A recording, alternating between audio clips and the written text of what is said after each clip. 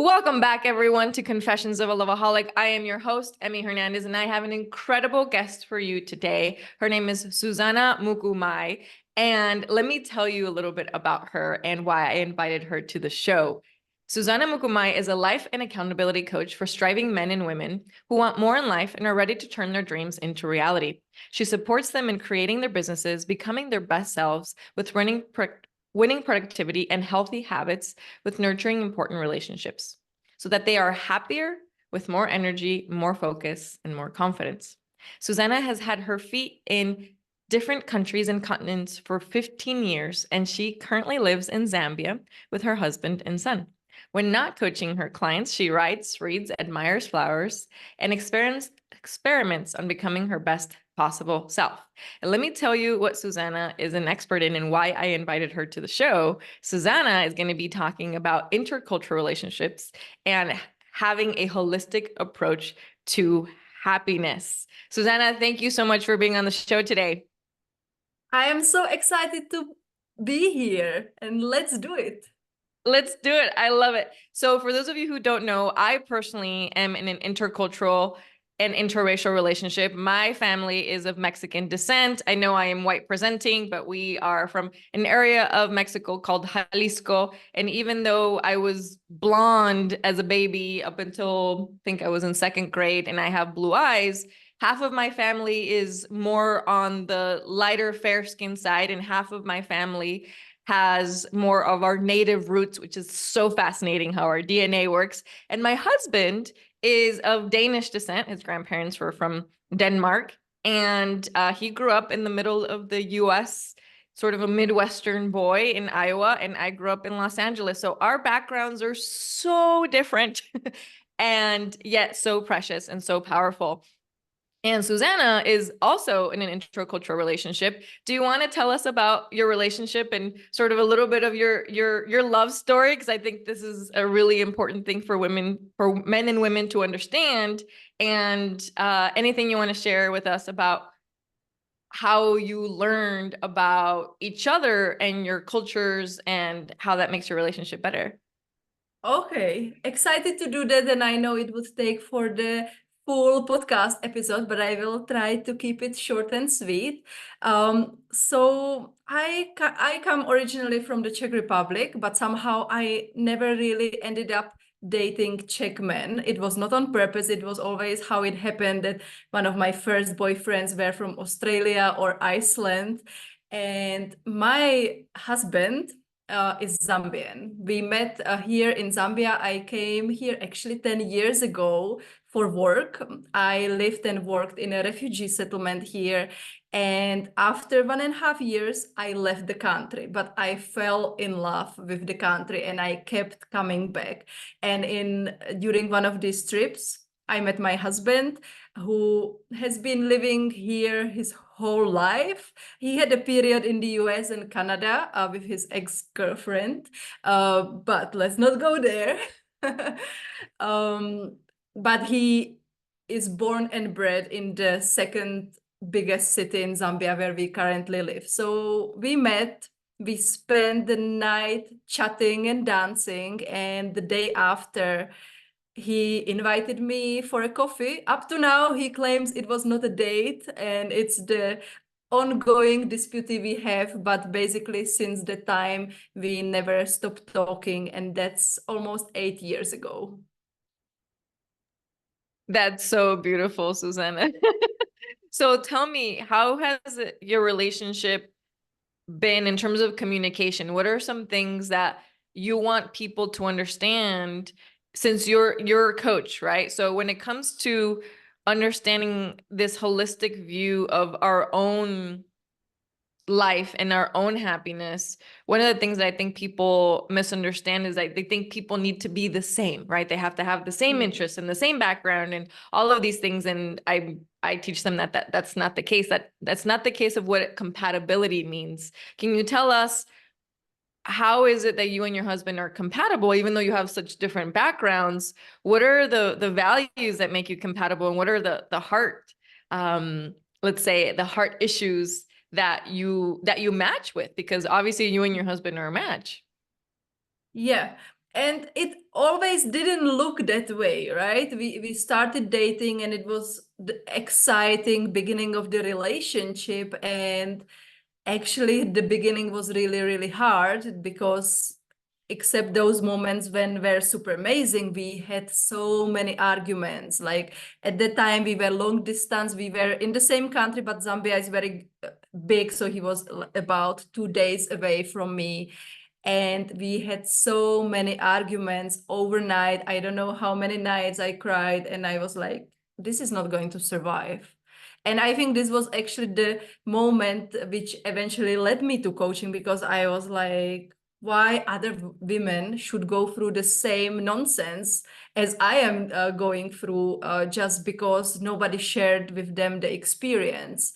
So I think what makes us compatible is that we are really different. It's so strange. You said that you teach your client that you don't need to be the same, and we are really different, but somehow we put the commitment into it, and for the love of it, like we made it work, even if our differences are really, really big, and there are some issues which we will never ever agree on. And I tell that to my clients as well, that it's okay to have these issues you might never agree on, as far as the other important things you are in sync. And I think like for us, like, yeah, I'm trying to think of the similarities what we have. We have the similar style of humor, and we always laugh together. And I think generally, like the general value of trying to be the best possible selves, trying to be good people. But in the particulars, like we are really as black, I wanted to say night and the day, the black was coming out, but yeah, black and white can also work. Perfect. I love this. And I think what's so important here is going into some of the foundations of what makes a healthy relationship, right? What makes a good relationship. And you speak on this so well that I want to sort of go into this with you. And this is going to sound super counterintuitive for those of you who are listening to this for the first time, but Zuzana, why should we think of ourselves first when it comes to relationships?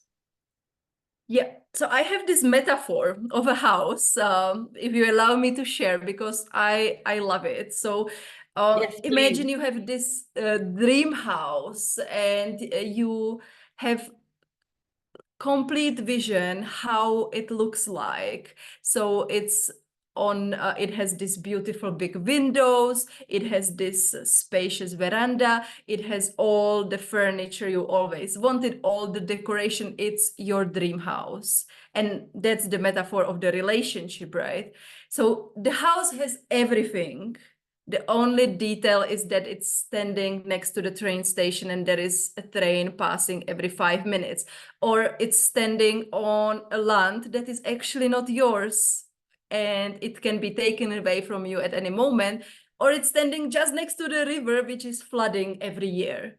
So you have this beautiful house, but you don't have the foundation. You don't have the plot, the land that will really hold this beautiful house. And that's how we are in relationship. We can't have this beautiful relationship if we don't own very good piece of land to build a house on. And that's why it's so important to first focus on ourselves, to be able to create a good environment like for the relationship. And it's not like some of us were born perfect, like we all kind of mess up relationships and we learn. But as I was saying earlier, like if we can learn from other people who have done their mistakes, I think it's super helpful, because why to make ourselves suffer if we don't have to? I love that, Susanna. So please explain to our listeners why choosing ourselves first is not selfish. Because at first glance, and when we first say that, it sounds like a selfish thing, but it's important to understand that it's the opposite of selfish. If you truly care about your relationship, and you want to be fully present with your partner, it's important to be present with oneself first and to fulfill our own needs as much as possible, so that we're not demanding from a partner, because our partner cannot make us happy. We have to make ourselves happy, and our partner can only enhance that. Can you speak on that a little bit? Yeah, and as you said, like we cannot be made happy by somebody else. We have to figure it out on our own. And why taking care of ourselves first, it's not selfish. It's because before you want to start giving something, you have to have something to give. And if you have a ton of unresolved issues and you have all the limiting beliefs and all the prejudices, you can't really show up your best self in the relationship. It's like the metaphor I use with the house. I doubt somebody would tell you that, oh, you're selfish, you bought a piece of land to build your house. Nobody would say that, right? So it's really, as you said, it's counterintuitive, but the famous also metaphor, I'm sure the listeners probably heard, but let me repeat it. It's the same with the oxygen masks in the plane. We are told we can't put it first on the baby or on the neighbor. We first have to put it on ourselves to be able to help others. And this is the same thing. It's so true. I love your example about, like, yeah, nobody will tell you you're selfish because you bought the plot of land where you're putting your house. Like, that's taking care of oneself first, right? It has to be in a certain chronological order. Zuzana, I want to shift gears here a little bit because I want to learn more about your story with your husband and, you know, the different cultures. My husband has been learning a lot about my culture and I've been learning about his. And I'll give you an example. One of the things that was very different for me in the Mexican household, we love to feed people, right? We are loud. We have a lot of, every family get together is like 30, 40, 50, sometimes 100 people. And we have decided we wanted our wedding to be very small. So we only invited 15 people. And at my quinceañera, when I turned 15 years old, which is like the, you know, Mexican debutante, we had 300 people there. So it's very much a cultural sort of obligation to have a lot of people. We've made our own decisions as adults to not do that for our wedding. But there are some times that cultural differences can kind of be clashing in how we're raised and how we're choosing to live our own lives. When I met Matt's mom, she was very kind, very, very loving, and very helpful towards me. However, it was very odd that she didn't offer us anything to eat or drink. We were just sitting in the living room and we were probably there for several hours. And when he met my family, like the first thing my mom wanted to do was feed him and give him something to eat and drink. And that was normal to me. So when I left Matt's mom's house, I was like, oh my God, did she hate me? Like, what's going on? He's like, no, why? Like, she loved you. And I was like, is it weird that we didn't bring any food over? Like, she didn't offer us anything. He's like, oh no, that's normal for us. So, but in my mind, I didn't know if this was good or bad. It was just really confusing because of very different cultural upbringing. So in your experience, since you're an expert in this, especially because you went to a completely different continent, what do you say when you're trying to help your clients? Like, why is it important to create your own life when you live abroad or have a partner that you love from a different culture? Well, there is a couple of things I want to mention, so hopefully I won't forget them. But why I think it's important to have our own life is that I have seen so many examples of women who would move to a country just because of the partner, and they would hate it. And then it, of course, like it impacts the relationship. And I don't say, of course, there are women who move the country because of the partner and they love it or they figure it out, but just moving to a different country or different continent, it's a big thing. It's not something that is easy. And I think some of us who have been living abroad for ages, it feels easy somehow in our heads, but then when we look back and compare maybe with people who never travel, it's a big thing. And you want to create your life somewhere in sometimes completely different culture. So what is really important is that you have a community. You don't rely only on one person. And this is also for your own safety, right? Like you never know what can happen. You might end up in abusive relationship. And if your partner is the only one you know in the country, the only one you can talk, it's very unsafe for you as well. So that, and you want to be happy, right? Like relationship. And I started coaching with intercultural relationship only, but then eventually I shifted to life coaching because yes, we can have a great relationship, but then maybe we don't have any work or business and it impacts. Or if we are not having friends, it's hard. It's for a while, it can seem like that our partner is everything to us and it's enough, but it's not. I think we all need different people. And this is something I was teaching my clients in my earlier days of coaching, is that it's not our partner's job to fulfill every role that was originally designed for whole village, basically.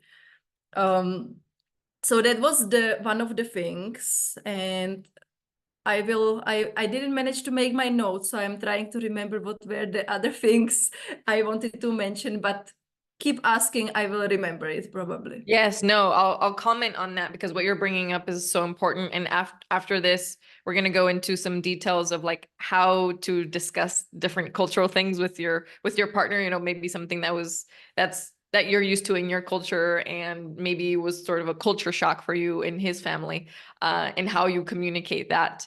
But to your point, this is one of the number one things I talk about with women when they are either moving to a different state or a different country for a person. And even if they're not moving, the absolutely critical part of we must have our own lives. And by that, I mean, we, especially women, we need other women in sisterhood.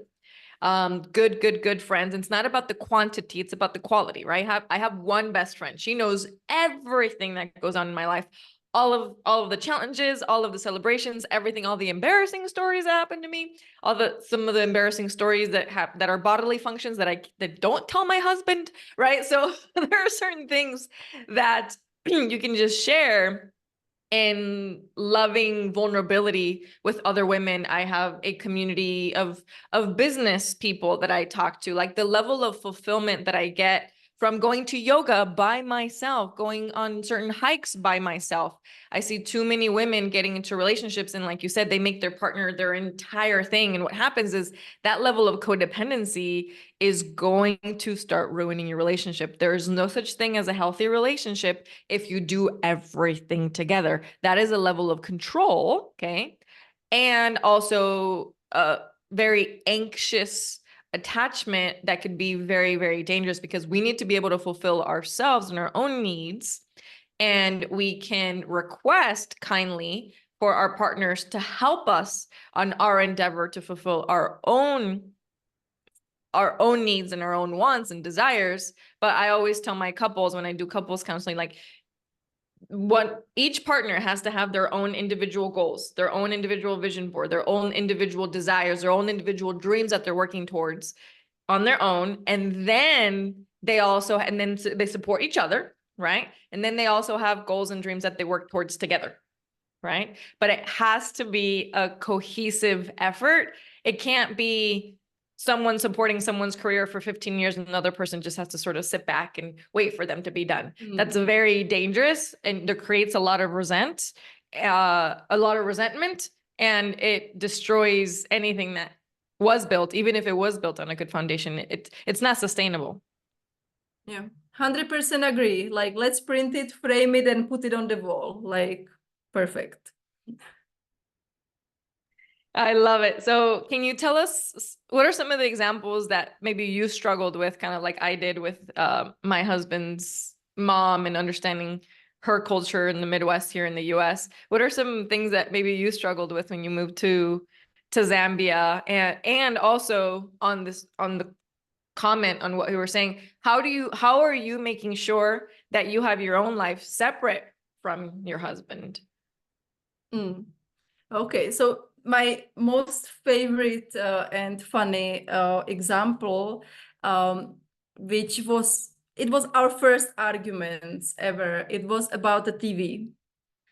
And for me, I grew up in a family. We would have one TV in a sitting room. You would switch it on specifically when you wanted to watch a movie. And as you watch, you were not supposed to talk. You were supposed to concentrate on the TV, not to disturb. After the movie, you switched it off. Like we would never be allowed, for example, to have a TV in our room. Like it would be super, like, no, that was a no. So I never owned a TV in my life, and I'm a person who reads. I don't really watch TV. And then when I was in Zambia, then I left. I lived in Tanzania for a while, and then I moved back quite quickly, and we were together with my husband already. And I gave him very short notice. I was like, "Hey, baby, I am moving back to Zambia. I'm coming next week," something like this. So he did a great job. Like he quickly found us a small apartment, so we didn't have to go to some lodge because where he was living at the time, that wouldn't work out. And basically the apartment was empty. There was mattress, no bed, just mattress on the floor, a gas stove also on the floor, no table, and a TV. I was like, why the TV is there? And then when he would come from work, he would switch it on, and it would be on for hours. And I felt that he's watching TV. I was like, in my head was like, why he's watching TV? Am I not interesting enough anymore? He's not paying attention to me, and all these things in my head. So at some point we actually argued, and he went to take his box of the TV and pack the TV and said, no, I'm giving it away to my brother. And then he packed it in the box. But I was like, I didn't tell you you shouldn't watch TV. I was just asking that you don't have it on all the time.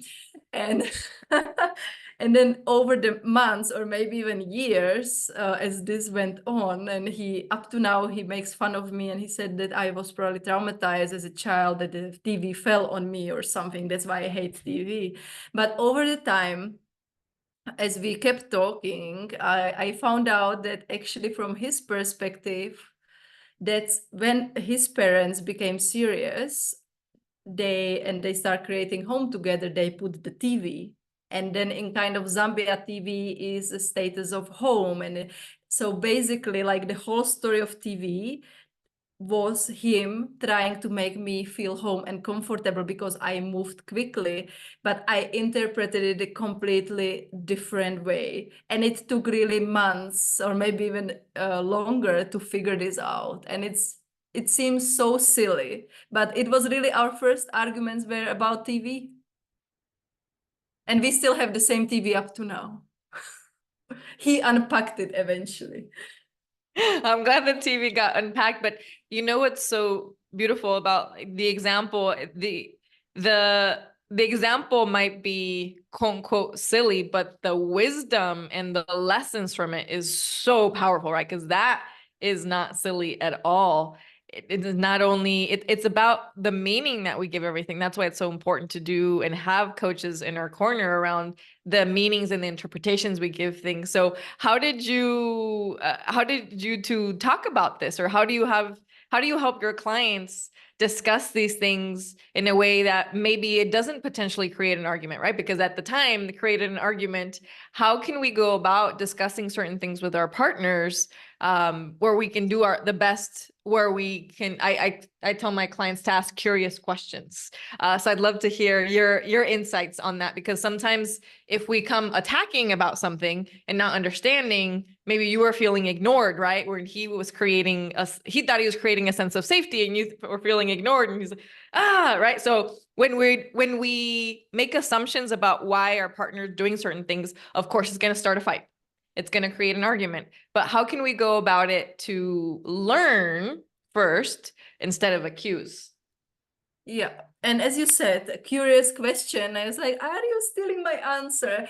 But that's what I tell to my clients, like that they can put the hat of a fascinated traveler or fascinated anthropologist and really be curious because, and this is applicable to everybody, even if you are from the same culture, still like the meaning we attach to things can be really different. So especially when you come from completely different context, this is so important to really be curious and try to understand what's going on. So instead of like bringing your ego and bringing your perceptions and interpretation, which we love all doing, right? Like we all know the explanation.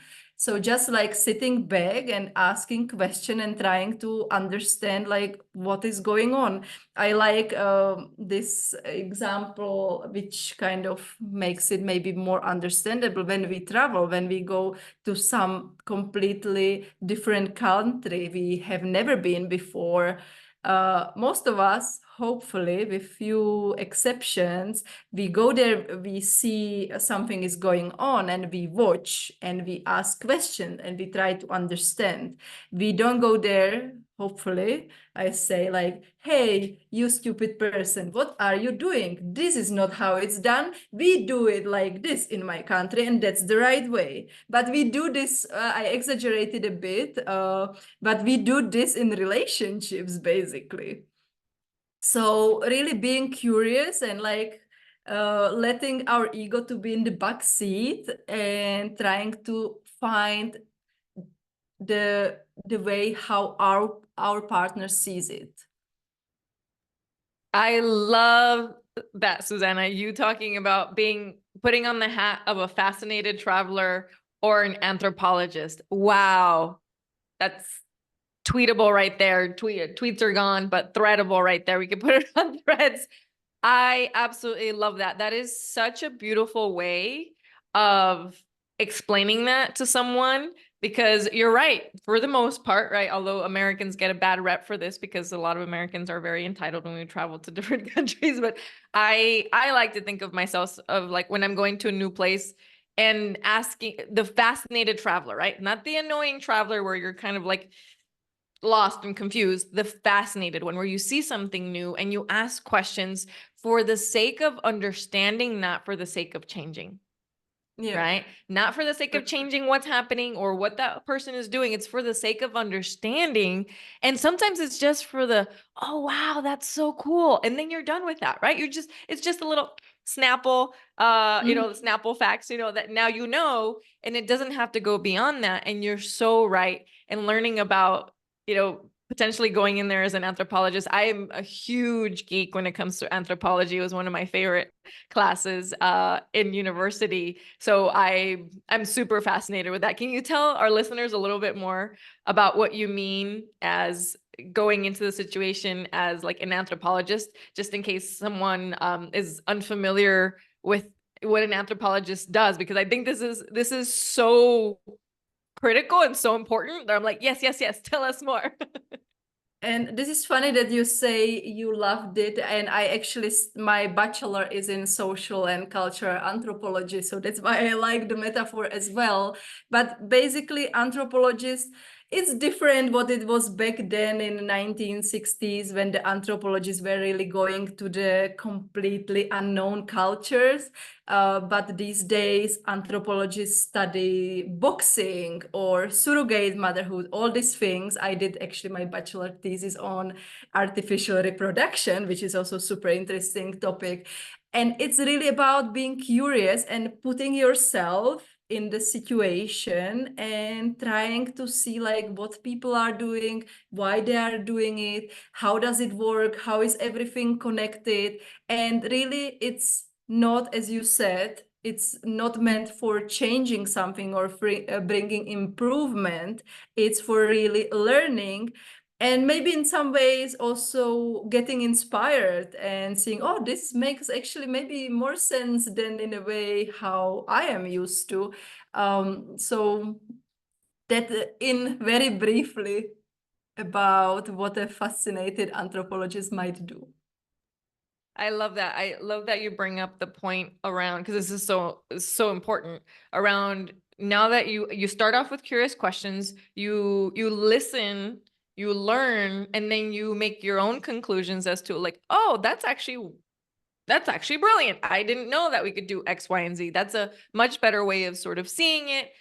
And it helps me see it from your perspective. Not only from your perspective, actually, I might want to implement that as well, right? So it has a certain level. I think you could agree with me, Zuzana, tell me that when we see things from a point of fascinated traveler or anthropologist, at a minimum, you create, even if you don't think what you're seeing is a better version for you, you at least have a level of respect, right? At least you have Mm. this level of equitable respect for what you're seeing and for that person showing you that. Because even if we don't agree with how our partner or someone else is doing something, you can at least respect that that's the way they think, and that the way they think is right for them. Even if it's not the same way you think, doesn't mean they have to change the way they think. And this is, I'm so happy that you are bringing this up, and I don't think I ever thought of it in similar way, but what just came to my mind going back to anthropology. And I also, as my master's, I did environmental studies, and I did the research in Uganda. That was the first African country I lived in, and I spoke with people, like with elders who were there during the independence, like when Uganda was becoming independent, and during the regime of Idi Amin. And it was a pastoral community that was really oppressed, I would say. And you said if we try to get this understanding, we are somehow on the same level of respect. And what I learned from the research I have done, like from outer perspective, it may seem, oh, they are so backward and they just rely on cows, why they're not doing agriculture. And that was a important conversation at that time, like the rest of Uganda being agriculture, and this only small piece. Those people are similar to Maasai. Maybe Maasais are more well known, so they rely on the cattle, and they move from one place to another. And simply they did what's the best for the place they are living, because it doesn't make sense to do agriculture in a dry land, right? And then when we look at relationships also from this perspective, we might have the tendency to judge, and we all judge, like naturally we are judgmental beings, but then it's question what we do with it. But maybe that's for another discussion. But really, like, understanding where is the person coming from, and that whatever is the result of now is probably him or her or the whole family doing their best in the environment they are in. And isn't that really the most important part about understanding about everything we're bringing up, that the person is doing their best in the environment that they're in, right? And the social understandings and the social grouping. And like you said, this applies, what we're discussing, we're talking about intercultural relationships, but this applies to even people in the same culture who maybe grew up in the same town. You are not going to think the same. Like, everyone thinks differently, and it's coming to the realization, and this is, I think, comes with the maturity and wisdom as I've grown in my own self and with a lot of coaching as well. So understanding that even though we can judge, and it's okay if we don't agree with how someone else thinks, but to have the level of respect for them, for how they think. I'll give you an example in my relationship, and I'd love to hear from you in your relationship as well. One of the things that my husband is very analytical.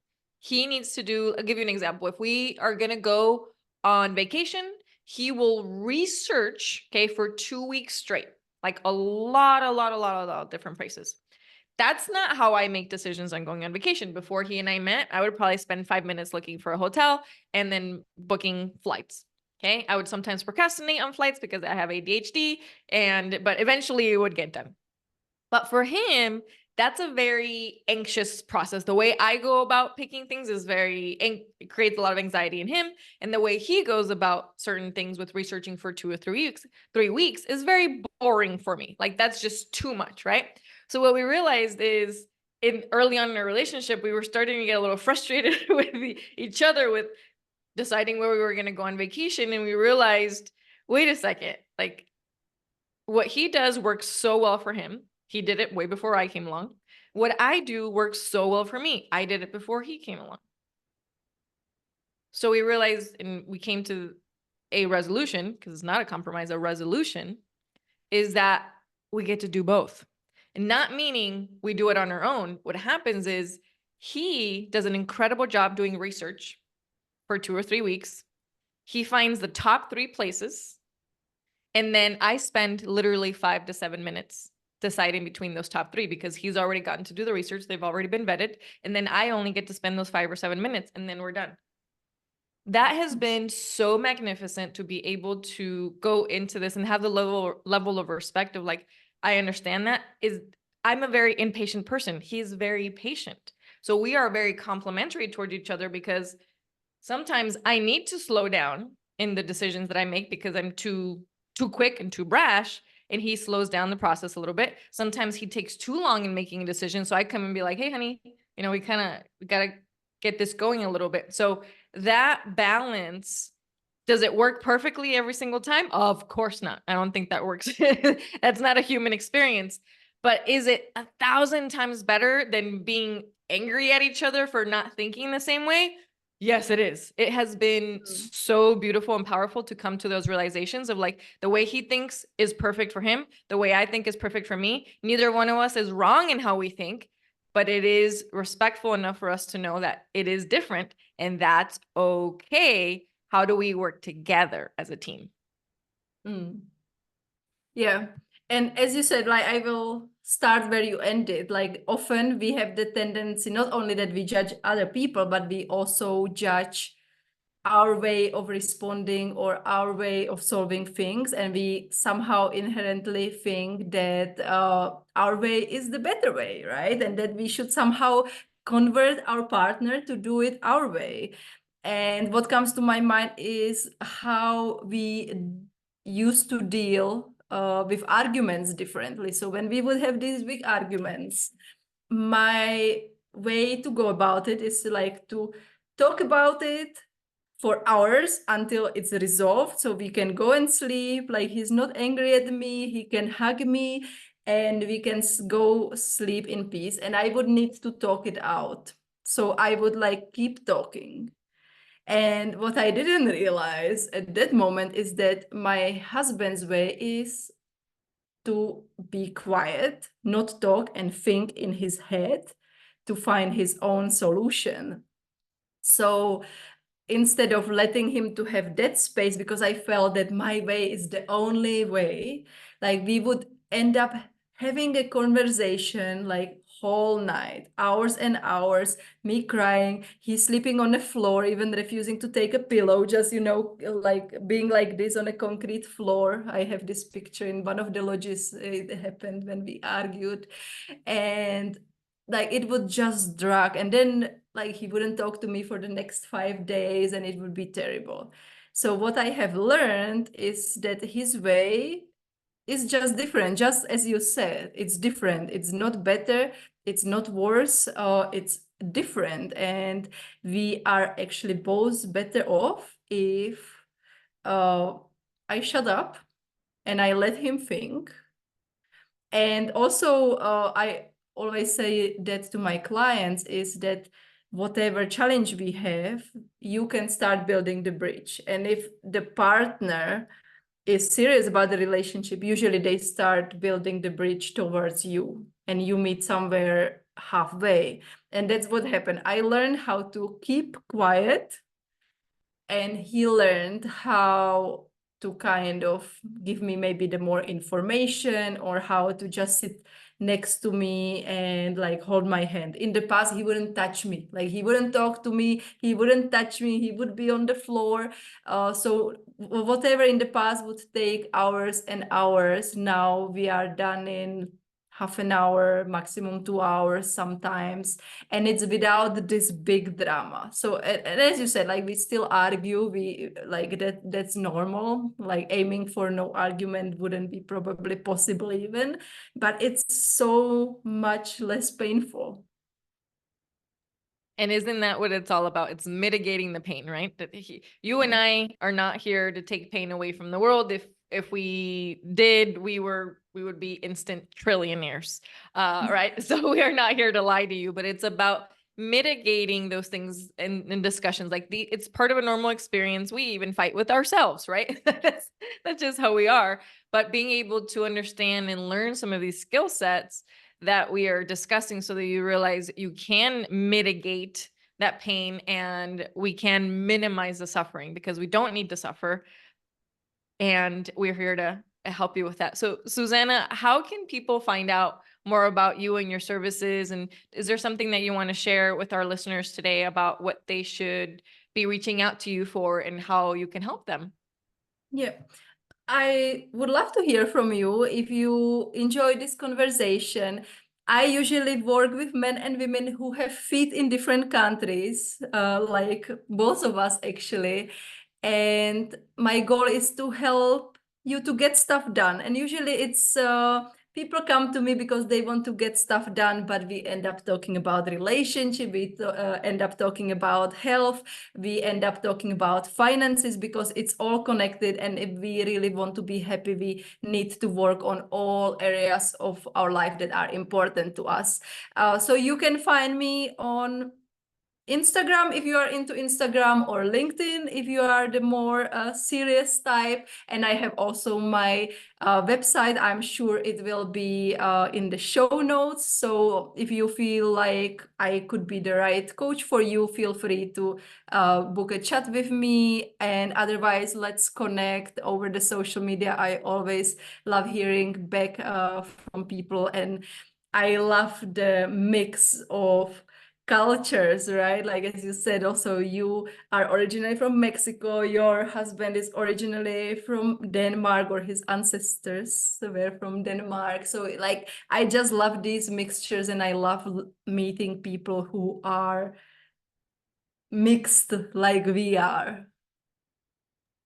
Thank you so much, Zuzana Mukumayi. Yes, you'll have everything in the show notes. So thankful that you were here to share your insights and your beautiful cultural upbringing and how much you're bringing to the world as a life coach. Thank you so much for being with us today, Zuzana. Thank you, Abby. It was my pleasure.